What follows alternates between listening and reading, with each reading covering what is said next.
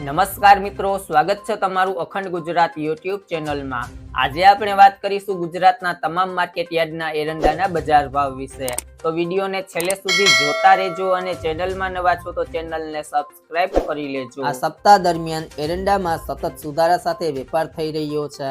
છેલ્લા ઘણા સમયથી સતત મંદી તરફી માહોલ રહ્યા બાદ એરંડા બજારમાં આ સપ્તાહ દરમિયાન સામાન્ય સુધારો જોવા મળ્યો છે, જેની અસરથી એરંડા ફેબ્રુઆરી વાયદામાં ફરી રૂપિયા 6,500 ની સપાટી આસપાસ વેપાર થઈ રહ્યો છે, જ્યારે હાજર બજારમાં રૂપિયા 1,250 થી લઈને રૂપિયા 1,275 ની સપાટીની વચ્ચે ખેડૂતોને ભાવ મળી રહ્યા છે।